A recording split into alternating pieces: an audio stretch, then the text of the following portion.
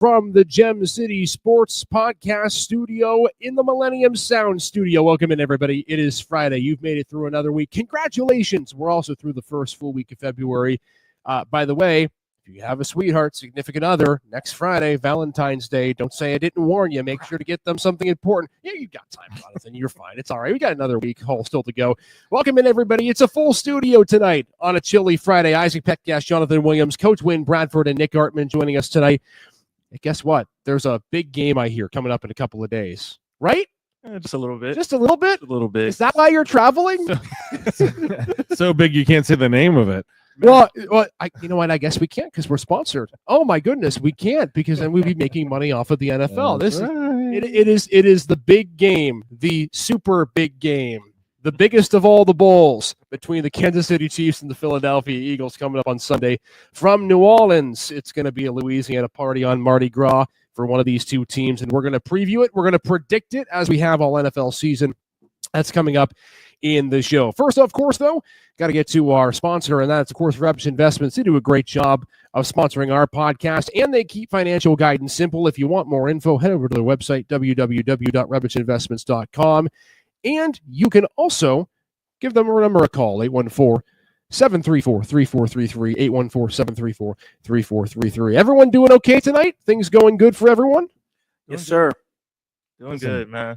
I could use some of that warm weather you're heading towards. I'm very excited to get back to 70 degrees and sunny. That's going to be glorious. I was in Nashville over the weekend, and it was like 50, and it felt like 80. Yeah, Nick was torturing us by sending us pictures of Nissan Stadium, and what I wanted to say is you chose to send us the ugliest landmark in what is a beautiful city of Nashville. Come on now. Well, it was the one that you guys would recognize, though. So, I would have sent that one to my wife, but she'd have been like, I don't even know what that is. The sad part about that stadium, too, is that it's in a beautiful location. You've got, I think, like a river around. You got a boardwalk and all that. And then you just get to the stadium. You're like, my gosh, this is a total disaster. But, again, it's a beautiful city in Nashville. And after the renovations, it looks a lot better. The renderings that they were posting about what it's supposed to look like seem to be really good. So, it's like I told you guys. I mean, Shedeur Sanders already put in the requirements for his booth, so they had to start that construction already. Speaking of Shedeur, we're going to get to him in just a second because there's an interesting thing I want to play.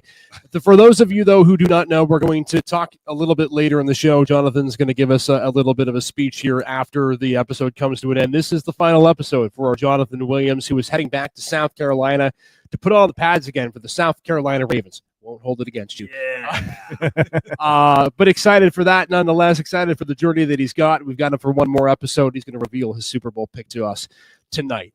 All that coming up in a moment. But all that to say, I tend to think that we here at the Gem City Sports Network are forward thinkers, progressive leaders. We try not to dwell on the past too much. We try to move forward as much as we can, think about what's next, be excited for innovation. But I thought it would be only appropriate tonight to start off this episode by reminiscing a bit in the past, because earlier this week there was a statement that was put out. And as soon as I saw this statement on social media, I thought to myself, we visited this segment unknowingly back in January. And so tonight, I'd like to start off the Gem City Sports Podcast by playing a clip that was part of our show on January the 2nd of 2025, when I gave the gents on this panel the task of coming up with a bold prediction for each of our NFL teams. And so, without further ado, I leave you with a clip from January the 2nd. So, the Cleveland Browns trade the number 1 draft pick and Myles Garrett, who's a Texas native, to Dallas for Dak Prescott and CeeDee Lamb. And with the number 1 and number 13 pick, Dallas takes both Travis Hunter and Shedeur Sanders.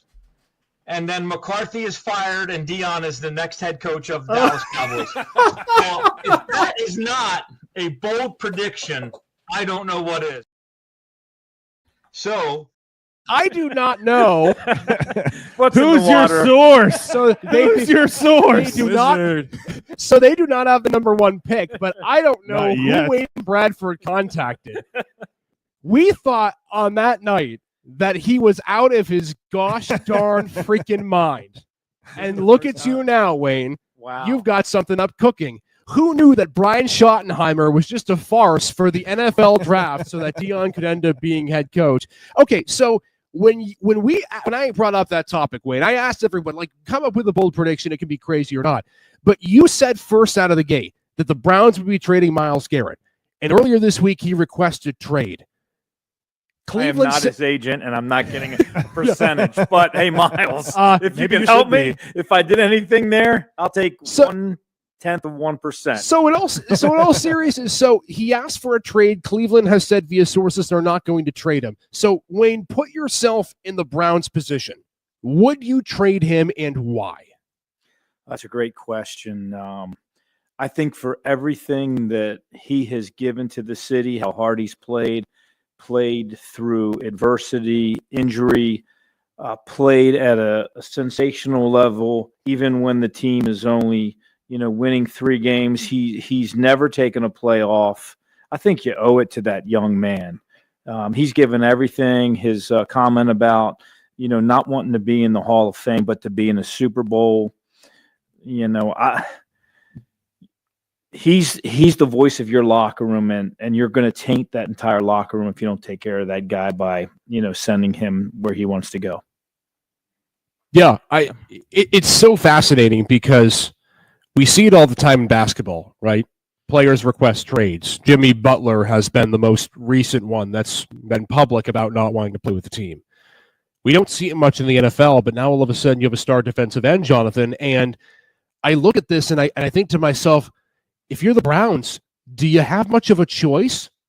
The guy's generationally wealthy. You could bring him to camp and fine him, but I don't know if this guy's going to stop holding out. Because, once it's gotten to a point where a guy quite literally takes time to pen an entire message to the city and the organization and thank them for everything, you kind of got to let him go. Like, you got to get something for him while you can, because otherwise he's just going to hold out and he's an undrafted free agent when? 2027? Yeah, he's got a few years left.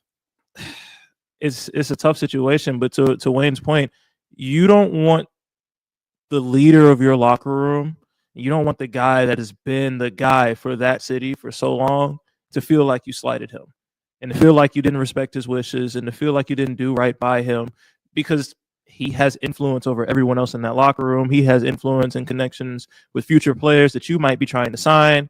His agent knows people. Like, this is one of those situations that could come back to bite you.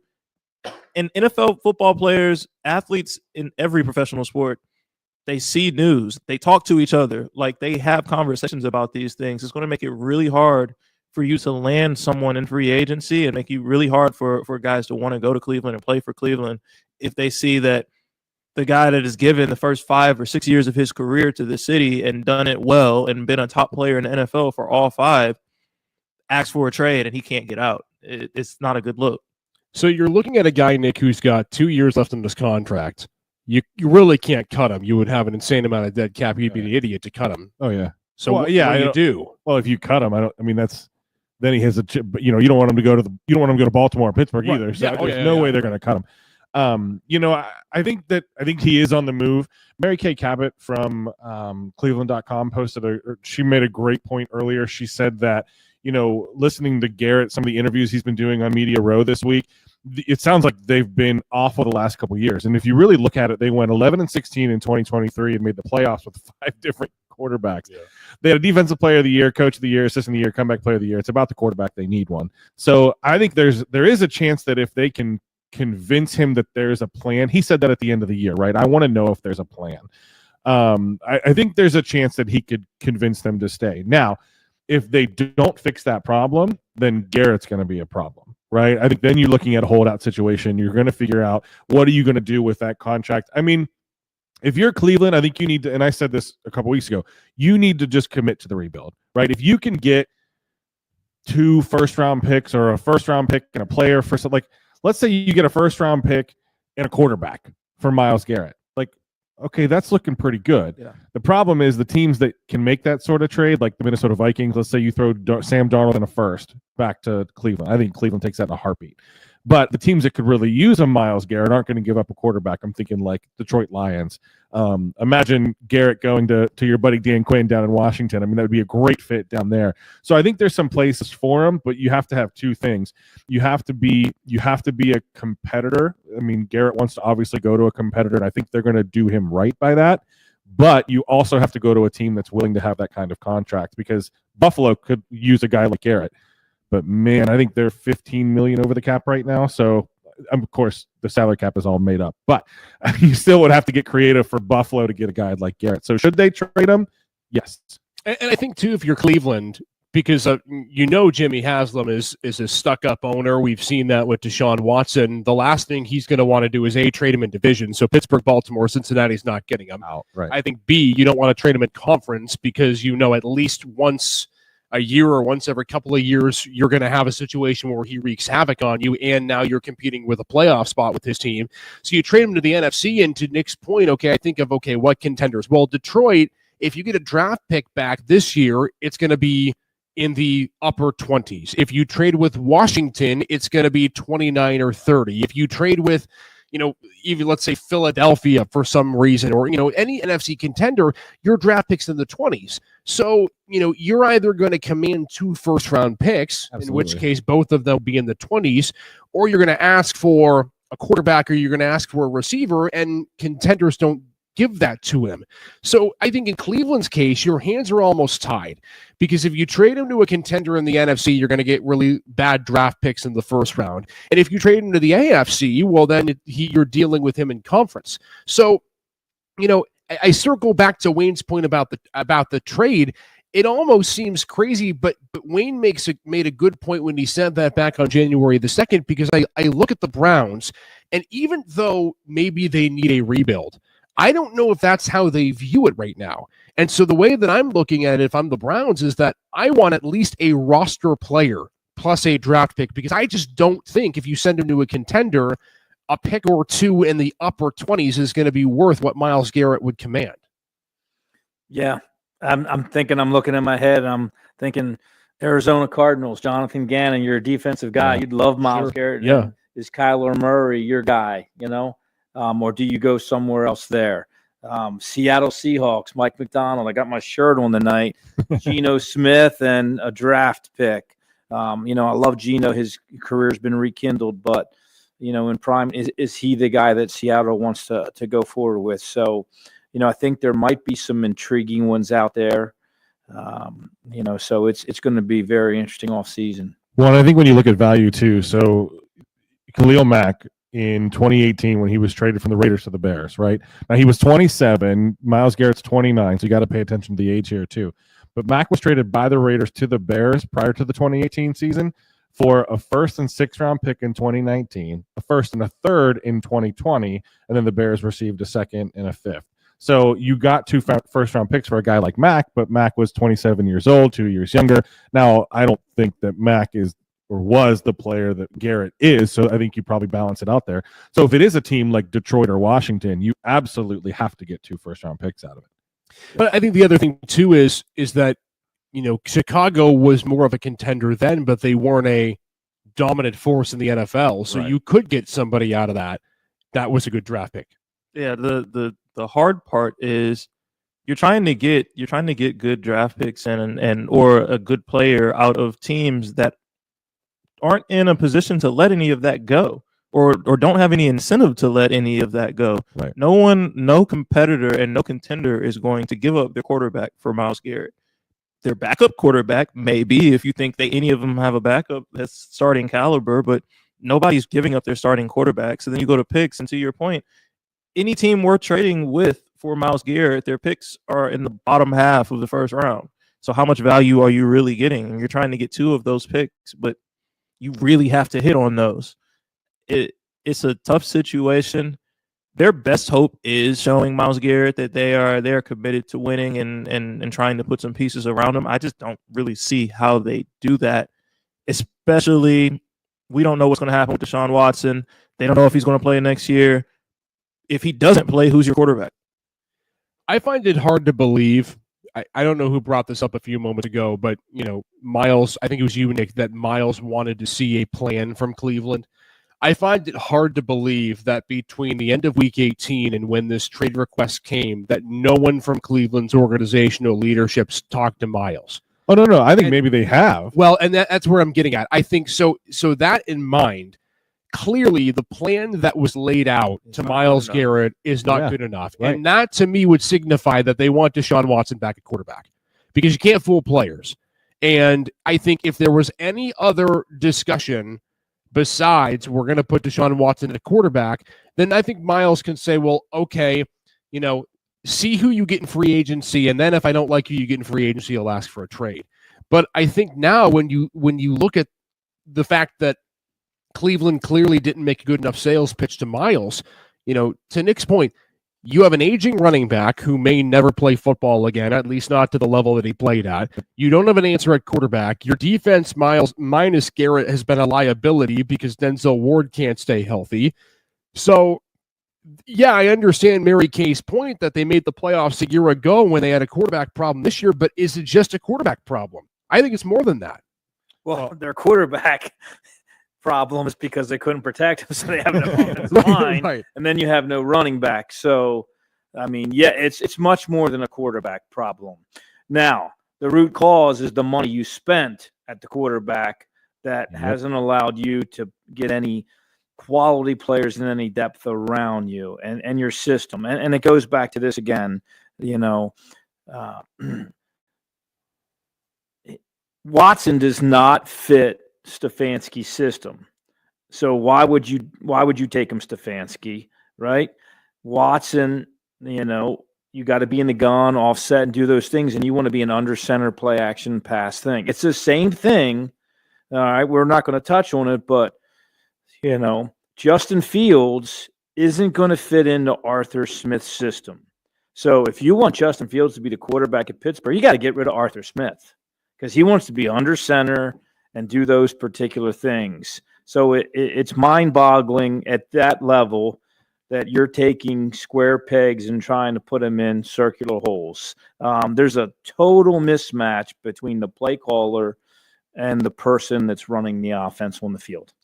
Here's the amazing thing to me. We thought this podcast hadn't been born when the trade for Deshaun Watson happened, but I think we all would have reacted crazily as everyone did when it happened if the podcast would be on the air.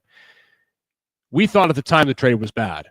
It is very possible that the Deshaun Watson trade, when it's all said and done, will have cost the Cleveland Browns 3 first-round picks, Amari Cooper, Myles Garrett, the entire offensive line, and Nick Chubb. That's expensive. Jeez. Yeah. Yeah. I mean, everything that has happened with the Browns leading up to this point has been the remnants of the Deshaun trade. To Wayne's point, you can't pay for the offensive line because you're paying Watson a fully guaranteed contract. You couldn't pay Amari Cooper, so you traded him mid-season to go to Buffalo because you knew you weren't going to get him a contract extension. You aren't going to be able to keep Myles Garrett because your quarterback situation isn't feasible for Myles Garrett to be able to stay with the team. All of these things are because of a move made by Jimmy Haslam a few years back with the Houston Texans, and that is how much it might cost Cleveland. And I forgot to mention one more thing. If Myles gets traded and the Browns go into next season with a bare-bones roster, you know who's going to be out after the season is Kevin Stefanski. So it might also cost them their head coach, who I think anybody in the league, save for maybe 5 teams, would have as their head coach in a heartbeat. No, absolutely. This is a disaster in Cleveland. Yep. And it all stems from one trade. Yeah. And the trickle-down effect, too. I mean, Denzel Ward already said today in Cleveland.com as well that if Garrett is traded, then he's going to need to think about a situation. So how far down the hill does that roll? You made an excellent point a little bit ago when you said that this, he wanted that. He wanted to know the plan. I think he got the plan, and he's like, "This plan sucks. I'm out of here." So I think you're 100% right. I think even though this second Achilles injury, if they had it out, the Browns should have taken it. I don't think they're going to. I think you're 100% right. I think they're going to try and make this work because they're stubborn, and I think that's going to be the ultimate fallout of this team. And this is happening while Baker Mayfield is putting up great numbers. Man, the Browns being the Browns. As the Browns are going to Browns, my friend. It's crazy because this league is a quarterback-driven league, and Cleveland thought they were getting the prima donna of quarterbacks by trading away the guy that they didn't think worked with their system, and now here you go. And this is the price you pay. It's not like basketball where you can get over a big player by just trading him or cutting him or whatever, and you just stack up with stars again. NFL, it takes a long time, and it's scary for Browns fans that, I'm not saying you're going to get back to the Hugh Jackson era in rapid order, but you're falling off that cliff quickly, and we'll see. But Myles Garrett likely isn't going to be a Cleveland Brown next year, and it all could be because of this Deshaun Watson trade. Well, we don't want to trade anything wrong for you. We want to make sure that we get you the best draft pick possible and the best possible advice that doesn't come from people like Jimmy Haslam. So we're going to tell you about Rebich Investments. They do a great job of keeping financial guidance simple. If you want more info, just head to their website, www.rebichinvestments.com, or you can simply give their phone number a call during normal business hours, 814-734-3433. All right, let's talk Super Bowl. That's coming up on Sunday. Can't wait for it. Going to be an exciting game. Chiefs, Eagles, Kansas City now favored by 1 point. Jonathan, I'll start with you on this because I think this is the big game that a lot of us at the beginning of the season thought was realistic, and yet we're still shocked that we got here.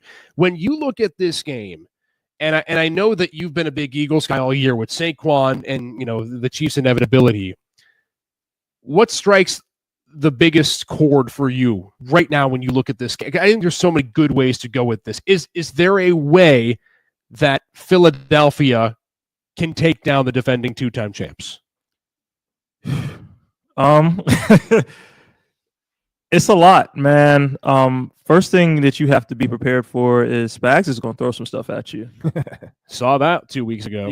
Defensively, he's going to have some exotic blitz packages. He's going to have 5, 6, sometimes 7 guys on the line of scrimmage, and you're not going to know who's coming. You're not going to know where they're coming from or who's dropping. Then you got an immobile quarterback in Jalen Hurts. Well, slightly less mobile, I will say, who's coming off of a knee injury of his own. It's going to be tough. You're going to have to protect. And you're going to have a drop back passing game better than you've been able to have all season. We've seen all year, and Jalen Hurts will come to his press conferences and after he throws for 200 or 300 yards and say, is that what y'all wanted to see? But we haven't seen that consistently out of him or this Eagles team this season. I feel like that's something that you're going to have to see in this game. You're not going to be able to hand the ball to Saquon 20 times and tell him, go rush for 200 yards and score 3 touchdowns and we get out of here with a win. Yeah. You're going to have to see Jalen Hurts' arm come into play, but the only way they can do that is if they can protect him, because he's not going to be able to get outside of the pocket like he is used to being able to do with that injury. So it's going to be interesting to see how they scheme offensively and how their pass pro schemes up and the different things that they can do, whether it's chipping a running back or chipping a tight end or max protecting sometimes and only releasing 3 receivers and pass blocking your tight end. It's going to be interesting to see what they do to contend with this Spags defense, because they are aggressive. They're going to come after you, and you're not going to know where they're coming from. So you got to figure out a way to pick them up and block them and give Jalen Hurts a chance to make some throws down the field. For me, I think I agree with you 110%. But I think there's been a lot of talk about the Eagles passing game, right? And how bad it's been this year.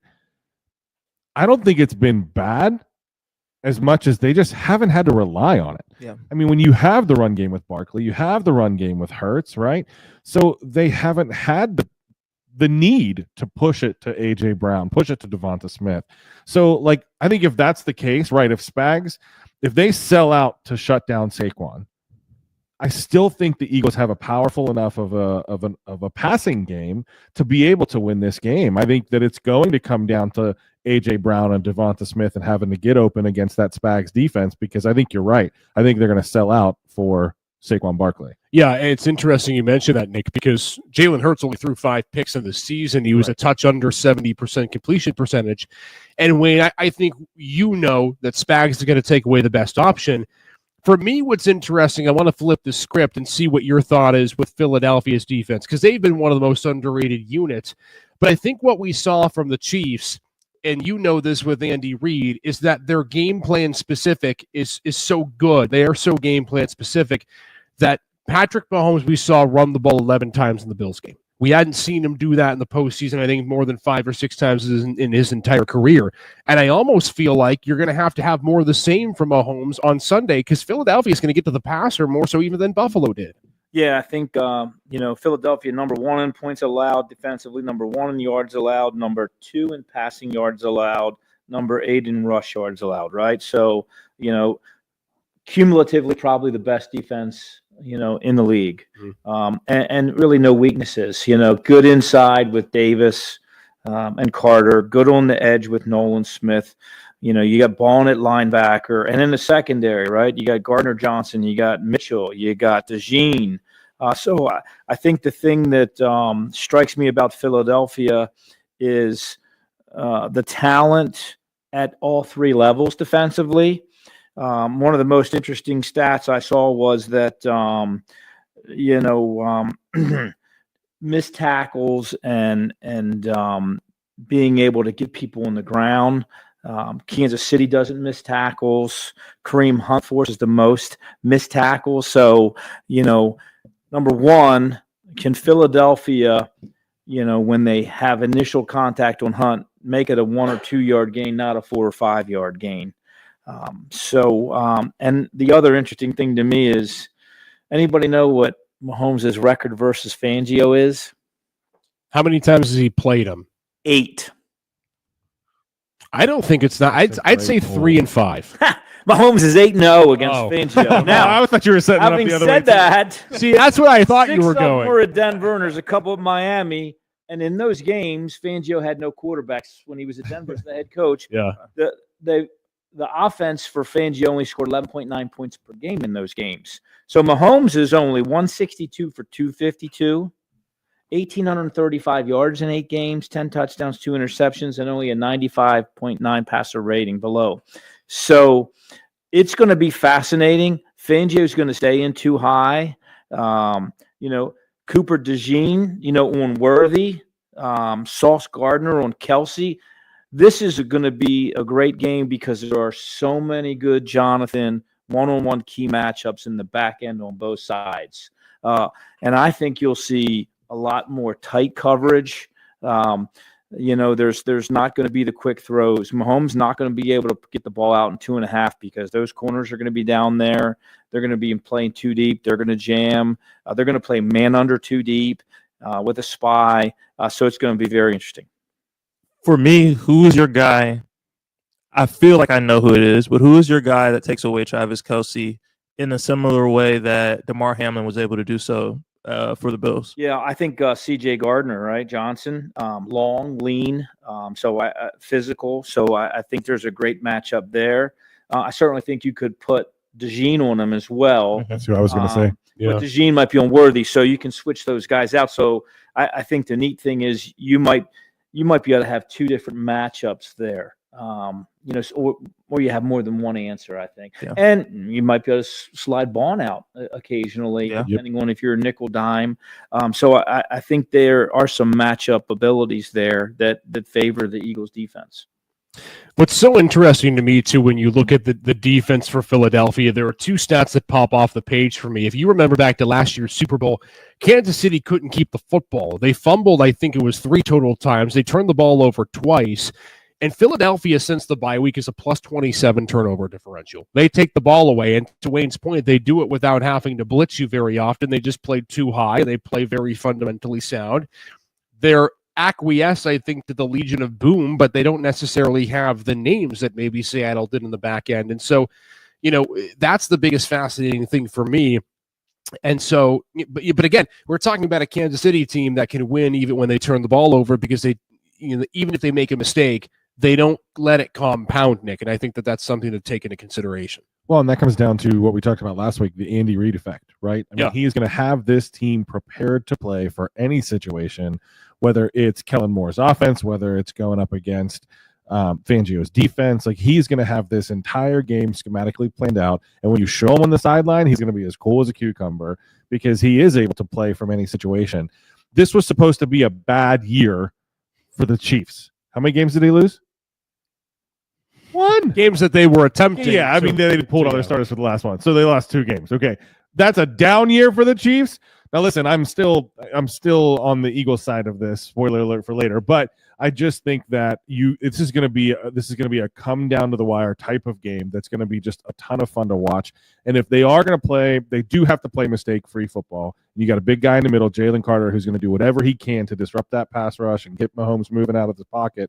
But I think it was what Coach said last week. Mahomes is just as deadly outside of the pocket as he is in the pocket. So it's going to be a heavyweight fight. Coach, what are we missing in this game? What is something that we have not talked about that you think will be an integral part of who wins on Sunday?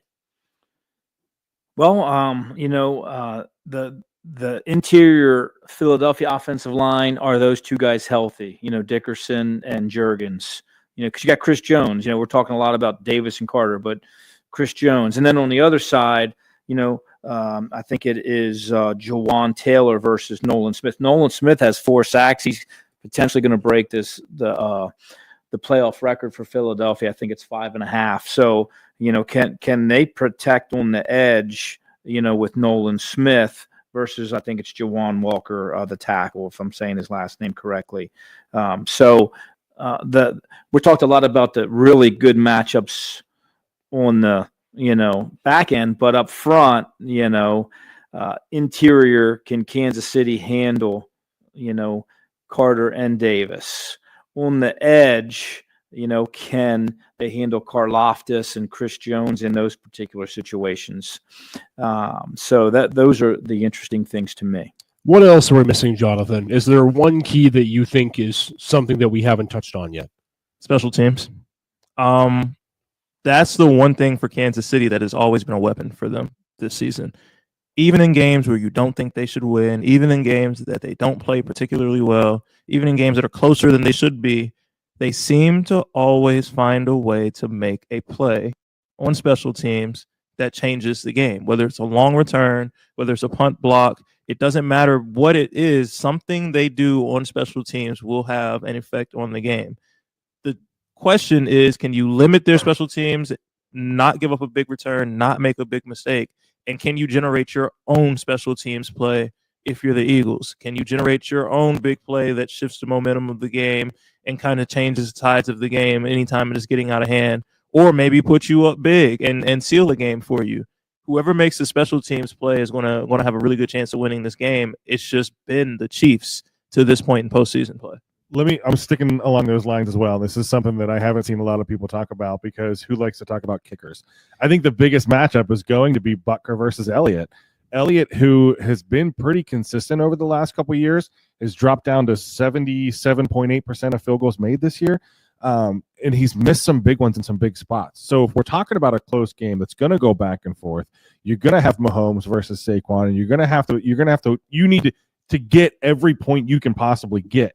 And if it's going to come down to Elliott versus Butker, I'm going Butker every time. He already has the NFL record for most Super Bowl kicks made in NFL history with 9. The next one would be his 10th. We know he's pretty much automatic inside of 55 yards. Yep. And you're playing in a dome. So I'm not saying that the weather is going to affect the two kickers, but that might change my pick for later. If Jake Elliott has to step up to hit a 52 or 53-yard field goal to go ahead late in the game, I don't know. It's not a guarantee. If it's Butker or anything inside of 55, unless that kick's getting blocked, it's going through the uprights. And what will be his 5th Super Bowl. So there's experience there. And again, don't forget special teams. We know how important that is. All right, it's time to pick them. Let's do it. We've gone through the whole NFL regular season. We have picked game in, game out, week in, week out, who we think is going to make it. And now finally we get to pick the Super Bowl before we watch it on Sunday. And Nick Artman gets to start since he somewhat foreshadowed his pick, though he has time to change it if he so chooses. Nick Artman, your 2024-25 NFL champion is Philadelphia Eagles. The Butker Elliott thing isn't enough for me to put it back. I just think this Philadelphia Eagles defense is too talented. I get the Andy Reid effect, the Patrick Mahomes effect, whatever you want to call it. They're going to be prepped. They're going to be ready to play. But there is so much talent on the Eagles side of the ball on offense and defense. So if you're talking about the run game, you're talking about the pass game, Hurts is not maybe a great quarterback, but he can manage the game and he's going to do well. He can play mistake-free football. And on the defense side of the ball, from the defensive line to the middle of the field with the linebackers and into the secondary, they are strong from top to bottom. So I do think there is a chance that this comes down to a field goal, and I think Jake Elliott ends up being the man they carry off the field on the shoulders. 30 little redemption style. I was going to say 38-35 was the score 2 years ago when the Chiefs beat the Eagles in Super Bowl 57. Wayne Bradford, you get to pick next. Who is your Super Bowl champion? Did the scientific method. I took the points that the Eagles score and the points that Kansas City gives up divided by 2, and I came up with 23.9 for 24. So I got the Eagles 24. Came up with the Chiefs, the points that they score, and the points that Philadelphia allows, divided them by 2, 21. So I've got Eagles 24, Chiefs 21, scientific method. Take the under. I like it. Wayne starts this episode by reminiscing on a prayer from January 2nd, and he ends this episode with Einsteinium. I love it. Man. But both of Jake them, Elliott field goal. See, we're on the same page. I was going to say, but both these two guys have the same point spread. So that goes over to you, Jonathan, and it's the Eagles times 2 as we go to your pick. Saquon's going to give you a chance. Saquon's going to score at least 1. I think he's going to get 2, and he's going to give you a chance and have you in this game. But I'm not picking against Patrick Mahomes. I'm not picking against the Chiefs, and I'm not picking against the referees. So I also think it's going to be a close game. I don't think it's going to be a boat racing because the Chiefs don't score well enough, or high enough for them to blow anyone out. But I just trust Pat Mahomes at the end of a game. I feel like if it's close and it comes down to Pat Mahomes and potentially a Harrison Butker field goal for the win, a lot of people would take the odds on the Chiefs in getting that done. So I'm going Chiefs, and I'll probably go 27-24. Be very careful, my friend. There may be Chiefs Kingdom fans coming at you with pitchforks down the highway tonight, so be careful driving, even if you avoid the cops. We all like this game as a field goal. I think it's going to be a field goal game as well. You know, I had a chance last year to cover the Super Bowl. I was lucky enough to be in Las Vegas and be a part of that. What a wonderful atmosphere. And on opening night, you get a chance to talk to so many players, so many, paparazzi members, famous people, whatever. But my best conversation was with Chiefs play-by-play guy Mitch Holthus. And the first question I asked him was, wasn't your greatest season? Was there ever a doubt in anybody's mind that you'd be back here? And he started telling the story about that's where he got his, you can, doubt the Chiefs, you can disrespect the Chiefs, whatever, but you have to deal with the Chiefs. And it almost was like, yeah, we're supposed to be here because we just win close games, and that's what we do. Everything about this matchup screams Philadelphia should win. Their roster is more talented. Their defense takes the ball away. Kansas City gives up the football. They had a minus turnover differential this season, I believe. Philadelphia, I think, has the most talented player in Saquon Barkley, right? Jalen Hurts hasn't turned the ball over much. And you could make the argument that the Buffalo Bills would be in this situation if they could just convert a darn 4th and 1. Philadelphia does that better than any team in the league. And yet still, I don't know how you can pick against a Chiefs team that does everything right in the biggest moments. Philadelphia had their chance 2 years ago. They were up in the 4th quarter, and they saw what happened. And that was against a Chiefs team that was 2 years younger and less experienced. So I'm going to go Kansas City as well. I actually think the Chiefs are going to win this game by 4 or 5 because I think it'll be a scenario where Philly's up by 2 or 3 with about 5 minutes to go, and Kansas City just puts together a masterclass of a drive late down the field, and they just end up winning the game by keeping the offense on the field late. So unbelievable game it's going to be. But, we're talking at this point about, I think, a guy who is going to be known maybe as the greatest quarterback of all time, at least on that track if he wins Sunday night. Oh, I 100% think that's accurate. I mean, Brady was incredible and is incredible. I mean, a lot of people are like, well, he beat Mahomes in the Super Bowl, so he can't be the GOAT. Well, I think there's still a lot of football left for Mahomes to be played, but 3 Super Bowls in a row is a pretty good, resume builder. For sure. I won't quite be ready to give it to him if he wins, but he'd be well on his way. And if he were to continue on the path that he's on currently, he'd eclipse Brady at some point. I don't think this one is the one that's going to do it. If he does this one and gets another one, I was going to say, could you imagine if he'd have beaten Brady in that Super Bowl and he wins Sunday? Now you're looking at 6-5 as opposed to 7-4. Yeah. And Mahomes isn't even 30 yet. So, And then you'll have the discussion like, oh, just like it was with Brady. Was it Brady? Was it Belichick? It's going to be is it Mahomes? Is it Reed? What's going to happen when Reed retires or somebody moves on? Whatever. Yeah, the similarities are striking because they've also had such a change in personnel around them, right? Yeah. Brady was always getting a different support cast around him, and Mahomes has been able to win with a different support cast around him as well. So pretty similar from that standpoint. Yeah. Yeah. And again, I think too, when you look at the dynasty part of things, I think one thing we can all agree on is the Chiefs are already probably the greatest dynasty in terms of a run in NFL football. If they win Sunday, there's going to be no contest as well. So we hope you all enjoy the game. It's going to be a great one. I can tell you that right now. But can't wait for it. Super Bowl Sunday, 6:30 p.m. Looking forward to it. Going to be a fun day. Going to be a fun afternoon, and we'll recap it all for you on Monday How dare morning. you just sleep the 70s Steelers under the rug like that? Chiefs' greatest dynasty. Yeah. Get out of here with that. I mean, the get outta here with Cowboys. that. They didn't win with 3 straight Emmett Super Bowls. and- That's up there with saying that Josh Allen, or what'd you say? Yeah, Josh Allen is already better than Dan Marino. That's right up I there. think Paul Adamczak is probably watching this episode right now. We don't want to give him PTSD now, do we? Yeah, Probably not a good idea. We're sad Paul couldn't join us tonight, but he does great things on Flagship City Sports Talk. You can join him on Monday. As we said at the beginning of this episode, joining us for the last time is Mr. Jonathan Williams. If you have not gotten to see our podcast network very much, this guy to my right is one of the most hardworking, talented individuals we have ever had the pleasure of meeting. First met this guy when he walked in the door at Erie News Now back in June or July? it Just was looking for a March or job? April. Man, Yeah, earlier than that. man, yeah.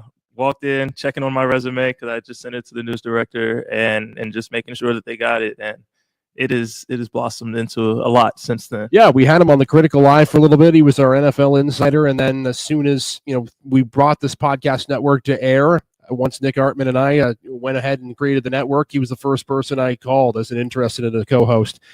Jonathan is heading to South Carolina to play for the South Carolina Ravens. You can touch on that in a second, Jonathan, but first and foremost, I think what we all want to say to you is thank you. You have been an invaluable part of our podcast network and really our community. We've gotten a chance to go to football games together. We've gotten you hooked on the diner just across the street. We've gotten a chance to embed you in some of our culture, and we know we're going to miss you a ton, but we know you're on the bigger and brighter things, and we'll leave the floor to you here as you exit Sage Right heading to South Carolina. Yeah, I won't take up too much time, but I definitely appreciate each and every last one of you guys. This has been fun. This has been a lot of fun. I didn't think I was going to get so immersed in all things Erie when I first moved here to play ball at Gannon and finish my master's at Gannon. But I have learned a lot about this community and this area, especially on the sports side, but also just learning a lot about the people here and meeting a lot of really good people, meeting a lot of really good kids, a lot of really good athletes, and building relationships in this community. And it's been a lot of fun, and I have you guys to thank for a lot of that. So I really appreciate y'all. I appreciate everyone who tunes in and watches us and has been watching us since we started this thing. And yeah, just thank you to everybody, and I'm going to do my best to go down there and make everybody proud. South Carolina Ravens, season starts when? Because we all want to follow along. We start in March. I was telling Nick this is either March 8th or March 18th. Give me 1 second to pull up our schedule. He's locked in. You could tell. Man, You're just worried about getting home tonight. That's I start on February 16th for training camp. So yeah, we got camp coming right around the corner in about 10 days. And our first home game is going to be March 16th at 7 p.m. Live streamed. I will have a live stream link to send around to everyone, so I'll make sure I get that to you guys. We are still in the process of getting all that information out, but I'll definitely have a live stream link and a full schedule to get to you guys here soon. So Thursday night, March the 15th, we'll be doing a game preview podcast. Yes, we There we will. go. I like it. There And we go. if you need From game, South Carolina. we'll check the budget. I'm all for it. With the palmetto trees in the back. Right. That's right. And if you need announcers, by the way, I've got 3 people on this table who I'm sure would be more than happy to fill in. Man, We would always be happy to have a trip there in March or April or whenever you will take us. From all of us to Jonathan, we say thank you to you. We can't wait to see what you do next. You're going to keep tearing it up in South Carolina. And hopefully we have him back on the podcast at some point soon. I know you're excited to get out of here, but hopefully You don't get rid of us that easily. We'd love to have you back on. You're more than welcome whenever you'd like. Yeah, I think we have some things that we can do definitely for sure in the future. So this won't be your last time seeing me around for sure. All right. Thank you to Jonathan Williams, and thank you to all of you for being a part of our show. It's been our Super Bowl preview. Let us know in the comments who you're picking on Super Bowl Sunday as we get ready for an exciting end to the NFL season. From all of us here in the studio, one final time before we get ready for Monday's show, this has been the Gem City Sports Podcast, brought to you by Redbush Investments here from the Millennium Sound Studio. We'll see you all on Monday.